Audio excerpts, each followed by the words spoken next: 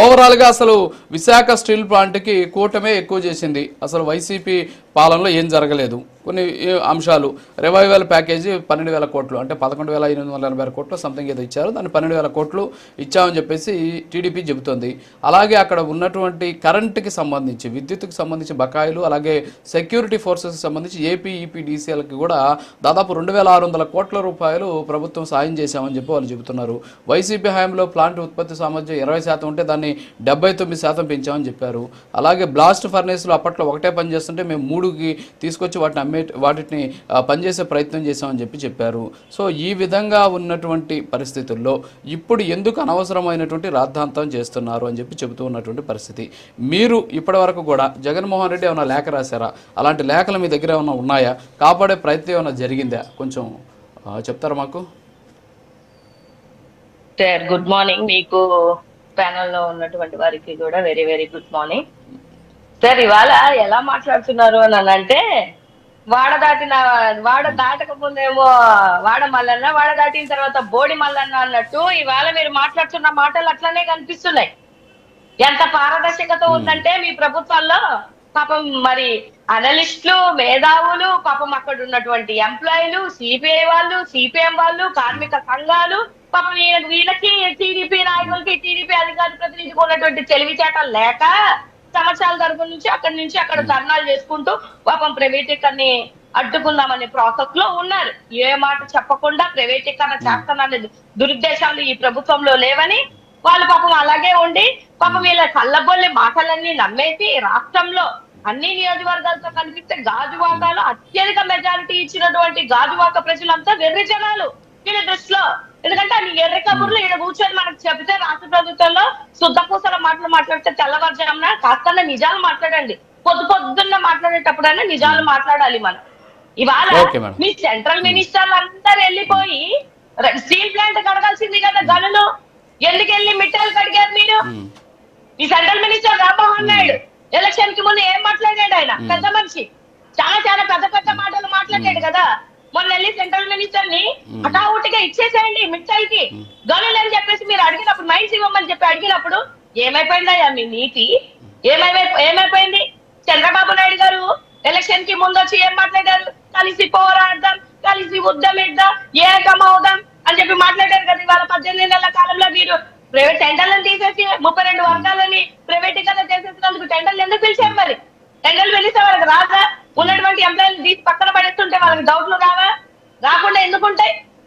ఏదంటే ఎంతకాడికి ఇప్పుడు ఏదో విశాఖ స్టీల్ ప్లాంట్ కి సార్ ఒక పాయింట్ అడుగుతాను, ఇది రాజకీయాలకు అతీతంగా. ఎందుకనంటే విశాఖలో గాను ఈ రాష్ట్రానికి కూడా మనకి అదొక sentiment thing Visakha steel plant అనేది. అవునా? మనకున్న 2 గవర్నమెంట్ గనుల్లో స్టీల్ లో చూసుకుంటే ఒకటి సెయిల్, ఒకటి ఇదొకటి. సెయిల్ కంటే అత్యధికంగా గనులు ఇంకా 100 సంవత్సరాలకి కూడా సరిపడిపోయే గనులు ఉన్నాయి. ఇవాళ స్టీల్ ప్లాంట్ కి బాధాకరమైనటువంటి విషయం ఏంటంటే ఇక్కడ గనులు లేవు. డే ఫస్ట్ నుంచి వాళ్ళు పోరాడుతుంది, ఫైట్ చేస్తుంది కూడా ఇక్కడ గనులు లేవు. ఒక్క మాట చెప్తాను, ఇవాళ రాష్ట్రంలో ఎన్ని సలీం స్టీల్ ప్లాంట్ తమిళనాడులో ఉంది, తర్వాత భద్రావతి వచ్చేసి కర్ణాటకలో ఉంది, అలెన్ స్టీల్ ప్లాంట్ వచ్చేసి వెస్ట్ బెంగాల్ లో ఉంది, నాగర్లాల్ వచ్చేసి ఛత్తీస్గఢ్ లో ఉంది, ఇప్పుడు మందొకటి. ఇవన్నీ స్టీల్ ప్లాంట్ లో అన్ని ప్రైవేటీకరణ చేద్దామని దీపం ఫస్ట్ డిసైడ్ అయ్యింది.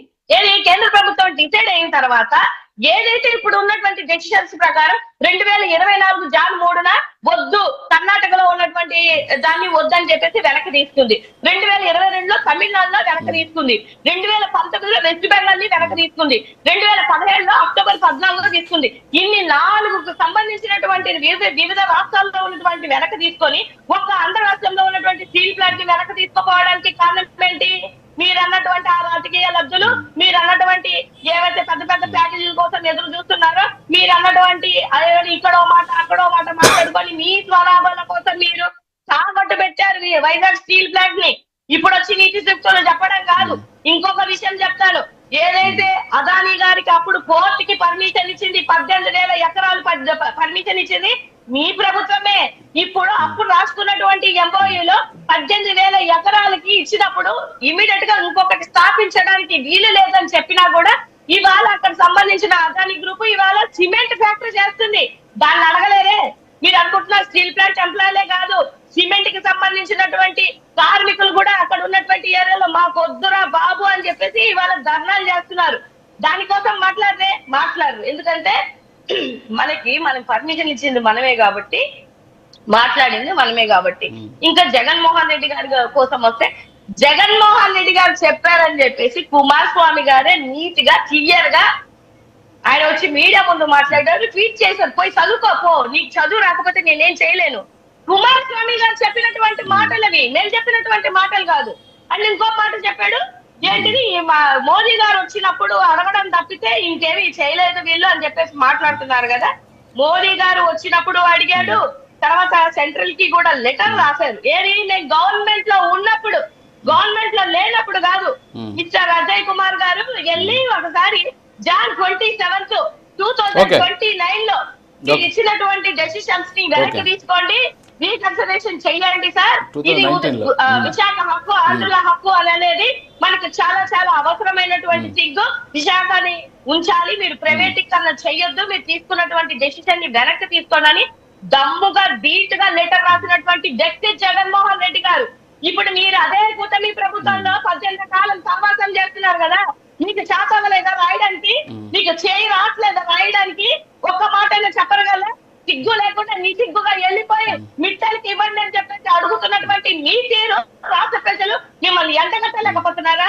మేమెందుకు, మీరు కదా రాజీనామా చేస్తామన్నారు కదా. ఇప్పుడు దమ్ము లేకుంటే మీ ఎంపీలందరూ రాజీనామా చేయడానికి సిద్ధమేనా? వెళ్ళి సిద్ధం లేకపోతే ఒక్కసారి ఎక్కడెళ్ళి కూర్చొని జగన్మోహన్ రెడ్డి గారు ఎందుకు చేస్తారు? మీ హయాంలో, మీ కూటమి ప్రభుత్వంలో, మీ ఎన్డీఏ ప్రభుత్వంలో ఈ ప్రైవేటీకరణకు దారులు పడి మీరు చేస్తున్నటువంటి ప్రభుత్వాలు మీరు వెళ్ళి కూర్చోండి అయ్యా. అక్కడికి వెళ్ళారు కదా, ఏంటిది యోగా చేయడానికి వెళ్ళినప్పుడు వెళ్ళారు కదా, ఎందుకు వెళ్ళిపోయారు? స్టీల్ ప్లాంట్ అబ్బాయి దగ్గరికి చూడిపోయిందని వెళ్ళిపోయాడు కదా పవన్ కళ్యాణ్ ఆ రోజు. వెళ్ళండి, ఇప్పుడు వెళ్ళండి స్టీల్ ప్లాంట్ ఎంప్లాయీల దగ్గరికి వెళ్ళి, పదండి మీతో పాటు మేము కూడా ఎన్డీఏని ప్రశ్నిస్తాము, మేము సావాసంలో ఉన్నా కూడా మాకు అడగడం చేత కావట్లేదు, మాకు ప్రశ్నించడం చేత కావట్లేదు, మీరు కూడా రండి అని చెప్పేసి ఇప్పుడు అడగండి. మీరెళ్ళి చేతనైతే, ధైర్యం ఉంటే. ఇంకా జగన్మోహన్ రెడ్డి గారి మీద పడుతున్నాడు అని అంటే ఇక్కడే అర్థం అవ్వలేదా? ఇప్పుడు మరి ప్రభుత్వంలో ఉంటేనంట 5,000 కోట్ల నుంచి స్టీల్ ప్లాంట్ ఎంప్లాయీస్ 5,000 కోట్ల నుంచి 5 లక్షల కోట్లకు తీసుకొచ్చారనంటే సోమరిపోతులు అయినట్ట కానట్ట? 50,000 కోట్లకు సంబంధించిన జిఎస్టీ మీకు అప్పచెప్పారు అని అంటే వాళ్ళు సోమరిపోతులు అయ్యుండా? కరోనా లాంటి విపత్తులో కూడా 60 నుంచి 80,000 టన్నులు ఆక్సిజన్ లిక్విడ్ ఇచ్చినటువంటి స్టీల్ ప్లాంట్ ఎంప్లాయీలు మీకు సోమరిపోతులా? నోటికి ఏదొస్తే అధికారం వచ్చింది, రాకపోతేమో దేహాన్ని అడుక్కుంటారు, అధికారం వచ్చిన తర్వాత వార్నింగ్లు ఇస్తారా ఎంప్లాయీస్ కి? మీది గతంలో కూడా 2018లో కూడా సార్ ఒక్క నిమిషం జంతర్ మంతర్ లో వీళ్ళు ధర్నాలు చేసినప్పుడు కూడా గతంలో 2018లో కూడా వీళ్ళు విశాఖ ఎయిర్పోర్ట్ కి వెళ్ళి అడిగితే మన చంద్రబాబు నాయుడు గారు ఏం చెప్పారంటే అచ్చే కాదు కడపకి ఇవ్వాలి, ఇప్పుడు స్టీల్ ప్లాంట్ కి ఇవ్వలేను అని చెప్పేసి మాటలు మాట్లాడారు. మళ్ళీ ఇప్పుడు ఓడిపోయిన తర్వాత 2019లో మళ్ళీ పాపం వైజాగ్ స్టీల్ ప్లాంట్ ప్రజలు గుర్తొచ్చి ఇప్పుడు వచ్చి నీతి మాటలు మాట్లాడుతుంటే ఎవరయ్యా వింటారు? చిన్న సబ్మిషన్ సార్, నేను డాక్యుమెంట్ పంపించాను సార్, మీకు వాట్సాప్ చేశాను. నువ్వు మాట్లాడినప్పుడు సరే ఏంటంటే ఒక డాక్యుమెంట్ డాక్యుమెంట్ పంపించాను, మీకు వాట్సాప్ చేశాను డాక్యుమెంట్. ఒక్కసారి ఆ డాక్యుమెంట్ మీరే చదవండి, మా సోదరు నాగమల్లేశ్వరి గారికి చదివి వినిపించండి, అర్థమయ్యేలా చెప్పండి. బాగా చదువుకున్న వ్యక్తి కదా. ఓకే ఓకే, నేను అది ఒకసారి పీసీఆర్ పంపించి నేను ప్లే చేస్తాను. ఒక్క నిమిషం. యా, నీకు ఇప్పుడు నేను చెప్పింది అర్థమైందా లేదా సోదరుడా? అర్థమైందా లేదా? Okay madam. నేను డైరెక్ట్ గా రాజు గారికి పంపించే ఒక డాక్యుమెంట్ మీకు చదివి వినిపిస్తారు, వినండి. చదువుకోలేదు వినిపిస్తారు, వినండి. మేడం ఒక్క నిమిషం, మేడం ఒక్క నిమిషం, మేడం ఒక్క నిమిషం, ప్లీజ్ ప్లీజ్, మల్లేశ్వరి గారు ఒక్క నిమిషం. మేడం మేడం మేడం వినండి వినండి, మేడం వినండి వినండి, మేడం వినండి ఒక్క నిమిషం. మళ్ళీ వేరే వాళ్ళకి కూడా అవకాశం ఇవ్వాలి కదా మనం. శ్రీనివాసరావు గారు జనసేన పార్టీ ఇన్ఛార్జ్ చీపురుపల్లి. ఏంటి సార్ స్టీల్ ప్లాంట్ ప్రైవేటీకరణ చేసే ప్రయత్నం జరుగుతుంది మీ కూటమి హయాంలో? చంద్రబాబు నాయుడు చేసిన వ్యాఖ్యలు దుమారం రేకెత్తిస్తున్నారు. జగన్మోహన్ రెడ్డి అక్కడ ఉన్నటువంటి ఫ్యాక్టరీని కాపాడే ప్రయత్నం చేశారు, భారీ ఎత్తున దాని మీద ఉద్యమాలు చేశారు, తర్వాత లేఖలు రాశారని చెప్పేసి నాగమల్లేశ్వరి గారు చెబుతున్నారు. అక్కడ